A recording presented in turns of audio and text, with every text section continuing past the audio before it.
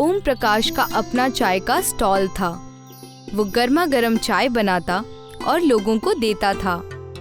उसकी दुकान पर एक संजीव नाम का आदमी काम करता था। वो लोगों के जूठे बर्तन मांजा करता था। ओम प्रकाश उसे 2 वक्त की रोटी दे दिया करता था। संजीव वहीं पर बैठा बैठा चाय के बर्तन साफ किया करता था और वहीं रहता भी था। अरे सुनो, जल्दी से टेबल नंबर 4 से बर्तन उठा कर लाओ, ग्राहक इंतजार कर रहे हैं। जल्दी करो, साफ करोगे तभी तो दूसरे ग्राहक बैठेंगे। थोड़ा जल्दी हाथ चलाओ, अभी तक ये सारे बर्तन भी पड़े हुए हैं साफ करने के लिए। लाया साहब, खाना खाने के लिए तो बहुत जल्दी हाथ चलते हैं तुम्हारे, और काम करने के लिए हाथ टूट जाते हैं। संजीव ओम प्रकाश से कुछ नहीं कहता था। वो चुपचाप उसकी जली कुटी सुनता रहता था और हाँ में सिर हिलाता रहता। एक बार जोरों की ठंड पड़ रही थी। अरे सुनो, ठंड बहुत बढ़ गई है, अब खरीदार बढ़ते चले जाएंगे। जल्दी जल्दी हाथ चलाओ, नहीं तो यह खरीदार दूसरी दुकानों पर चले जाएंगे और मुझे नुकसान हो जाएगा। यही समय है मेरा कारोबार बढ़ाने का। अगर तेरी वजह से एक भी खरीदार बहक गया ना तो तेरी खैर नहीं। कर रहा हूँ जनाब। ओम प्रकाश की दुकान पर एक राज नाम का लड़का आया करता था। वो सामाजिक कारकुन था और बहुत ही रहमदिल भी था। वो रोज ओम प्रकाश को संजीव को डांटते हुए देखता था। एक दिन राज ने संजीव को ठंडे पानी में बर्तन धोते हुए देखा तो उसे उस पर दया आ गई। उसने ओम प्रकाश से 1 कप चाय ली और 2 समोसे ऑर्डर किए। ओम प्रकाश ने राज के टेबल पर 1 चाय और 2 समोसे रख दिए। उस समय संजीव बर्तन धो रहा था। राज ने संजीव को आवाज लगाई, इधर आना। कुछ चाहिए जनाब? हाँ। राज ने संजीव को अपने पास वाली कुर्सी पर बैठाया और उसके आगे चाय और समोसे की प्लेट रख दी। ये लो, सुबह से तुमने कुछ नहीं खाया ना, ठंड बहुत बढ़ गई है, चाय और समोसे खा लो, तुम्हें अच्छा लगेगा। मगर जनाब, ये मेरी तरफ से है, कोई कुछ नहीं बोलेगा, तुम खा लो। संजीव बड़ी ही दयनीय नजरों से राज का शुक्रिया अदा करता है और खुशी खुशी भीगी पलकों से चाय समोसा खाता है।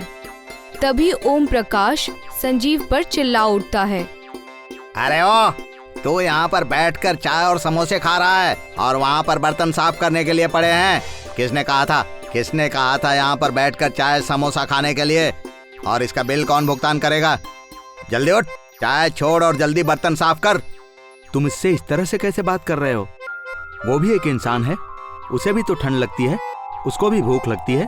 कितना काम करता है वो, मैं रोज देखता हूँ कि तुम उस पर कितना जुल्म ढाते हो। अगर वो जरा चाय समोसे खा लेगा तो तुम्हारा कोई नुकसान होगा, और इसके चाय और समोसे के पैसे मैं दे दूंगा। संजीव राज के सामने हाथ जोड़ता है और ओम प्रकाश नाराज होकर चला जाता है। संजीव के बाल और दाढ़ी बड़े हुए थे, नाखून भी बहुत गंदे थे। गंदे कपड़ों में वो एकदम काला दिख रहा था। उससे दूर से ही बदबू आ रही थी। पूरे दिन बर्तन साफ करते करते उसके हाथों की नमी भी धुल चुकी थी। राज ने उसे साफ सुथरा बनाने का मन बना लिया था। सुनो, तुम मेरे साथ चलो। मगर कहाँ जनाब? अरे चलो तो सही।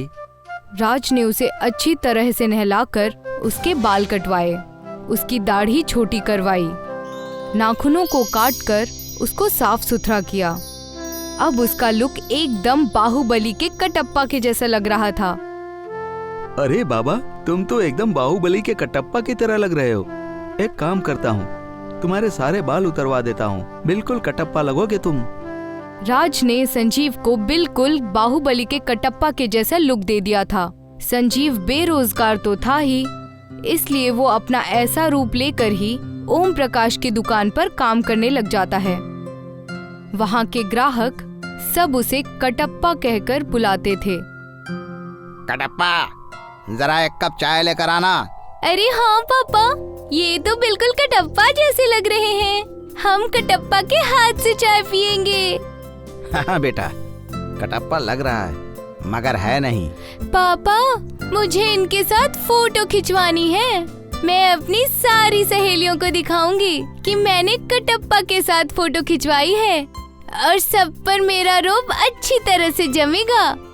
हाँ हाँ चलो, उसके पास खड़ी हो जाओ, मैं तुम्हारा फोटो खींचता हूँ। आदमी उस लड़की की फोटो कटप्पा के साथ खींच देता है। वो बेशक बर्तन धोने का काम करता था, पर अब सब उससे बेहद खुश थे। ये सब ओम प्रकाश को बिल्कुल भी बर्दाश्त नहीं हो रहा था। एक दिन की बात है। तो काम तो बर्तन धोने का करता है और मशहूर ऐसे हो रहा है जैसे सचमुच का कटप्पा हो। तेरे तो भाव ऐसे बढ़ गए हैं कि हर कोई बस तुझे ही पूछता रहता है। कान पक गए हैं कटप्पा कटप्पा सुनते सुनते। यहाँ लोग चाय पीने कम, तुझसे मिलने और तेरे साथ फोटो खींचने ज्यादा आते हैं। संजीव सिर झुकाकर सब कुछ सुन रहा था। वो उसका कोई जवाब नहीं दे रहा था। ओम प्रकाश इस बात पर और नाराज हो जाता है और उसको जोरदार लात मारता है। दुकान मेरी और मशहूर मैं तुझे होने दूं, ऐसा तो मुमकिन ही नहीं है। अब तू मेरी दुकान में कोई काम नहीं करेगा। अगर तू इतना ही मशहूर होना चाहता है तो तुझे मेरी दुकान से जाना होगा। चल जा यहाँ से। ये सब राज देख लेता है। संजीव के पास जाकर उसको उठाता है और उसका हाथ पकड़कर कहता है, चलो बाबा, यहाँ पर तुम्हारी कोई कद्र नहीं है। अब ये कटप्पा का रूप ही तुम्हें सही मुकाम तक पहुँचाएगा। मेरे पास कुछ जमा पूंजी है, उससे मैं तुम्हारा ढाबा खुलवाऊंगा। उस पर तुम अपना ढाबा चलाना और तुम्हारे ढाबे का नाम होगा कटप्पा का ढाबा। बेटा, तुमसे ये पैसे कैसे ले सकता हूँ? कर्ज समझ कर रख लेना बाबा, और जब तुम्हारा ढाबा चलने लगेगा तब सूद समेत वापस कर देना। राज संजीव का कटप्पा का ढाबा खुलवा देता है, जहाँ पर संजीव बहुत मेहनत करके ढाबा चलाता है। संजीव का कटप्पा नाम से ढाबा चल पड़ता है और वो खाना भी बहुत ही लाजवाब बनाता है। अब वो कटप्पा के नाम से मशहूर होते जा रहा है और उसका ढाबा भी। कुछ दिन बाद राज कटप्पा के ढाबे पर आता है। और कटप्पा, कैसा चल रहा है ढाबा? अरे बेटा, तुम बहुत दिनों बाद आए। तुमने तो मेरी जिंदगी ही बदल दी। मैं एक बेकार बर्तन धोने वाला था जिसके बदन से बदबू आती थी।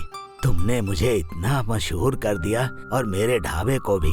आज मेरा नाम कोई नहीं जानता, बल्कि सब मुझे कटप्पा के नाम से जानते हैं। इसी वजह से मेरा ढाबा भी इतना मशहूर हो गया।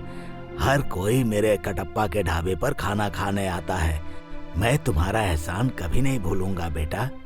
मैंने तो सिर्फ तुम्हारी मदद की है, मेहनत तो तुम्हारी है कटप्पा। दोनों खिलखिलाकर हंस पड़ते हैं और कटप्पा के ढाबे पर राज रोज खाना खाने आया करता है। संजीव अपनी तरबियत से सबका मन मोह लेता है और वो अपने कटप्पा के लुक से बेहद खुश था। छोटे छोटे बच्चे उसे बेहद मोहब्बत करते थे और कटप्पा के लुक में उसके साथ ढाबे में फोटो भी खिंचवाया करते थे।